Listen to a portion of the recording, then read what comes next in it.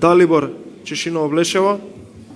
Тоа е една од општините каде што е прилично земјоделски регион. Таму имаше многу проблеми од страна на централната власт која што ги наметнуваше на граѓаните во однос на сите оние потреби на земјоделците кои што не им ги овозможува да им ги реализираат, односно не им ги решава проблемите кои што ги има во оваа криза.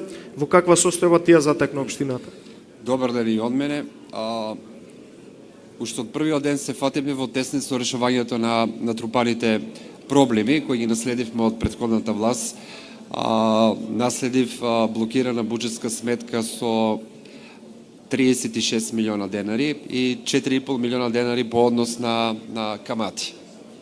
Значи, ние веднаш побаравме да се направи ревизија на работењето на претходната власт, меѓутоа без некоја издржано оправдување бевме одвиени од страна на Државниот завод за ревизија. Меѓутоа ние не се откажавме тука, со помош на внатрешни и надворешни соработници, ние веќе детектиравме предмети кај што имаше сериозни индиции дека има направено отстапки.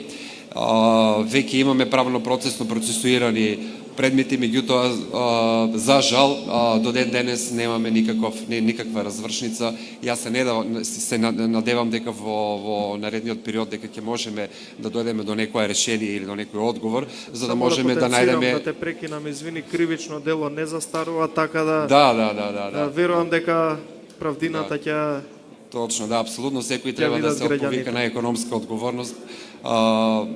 Барем јас ценам дека и после нас, дека и ние треба да ги оставиме општините во една пристојна состојба, за да можеме да бидеме вистинска слика на граѓаните како треба да се работи. Што се однесува до работењето, јас во корист на времето и од почит спрема колегите, ќе се вклучам после дополнително во дискусијата доколку има. Благодарам.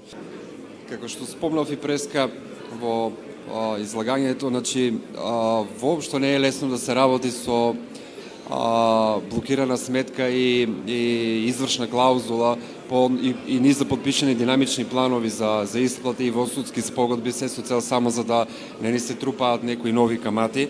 Меѓутоа ние и покрај тоа што трошевме доста енергија и време околу изнаоѓањето на начин за кој можеме да се справиме околу истата ситуација, веднаш со настапувањето на новиот тим, вклучувајќи заедно со мене, веднаш настапиме кон санација и реализација на проблеми со кои се соочува граѓаните, а тоа се однесува на асфалтирање на улици. Значи, ние успевавме и покрај сите тие долгови да асфалтираме 4 улици, една поголема улица, тоест најдовме булеварско решение во едно поголемо населено место, тоа е Чешиново, на кое исто и така и поставивме сообраќајна сигнализација.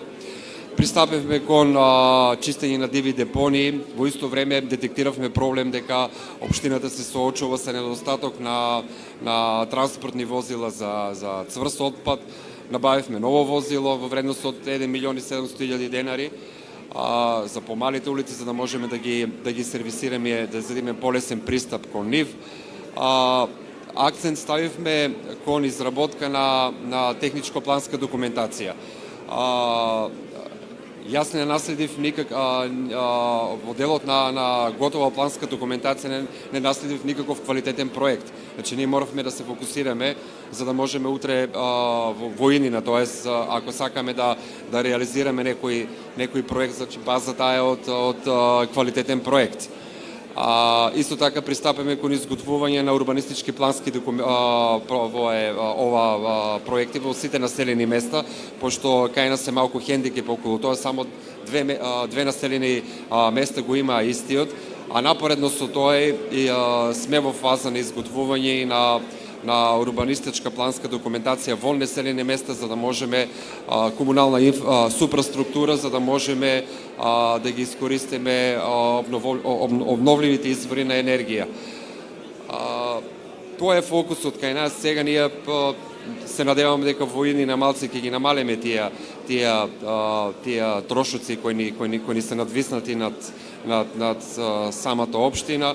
и дека ќе можеме да бидеме во следната фискална година малку поликвидни, за да можеме да се вклопиме во некоја си пристојно работење.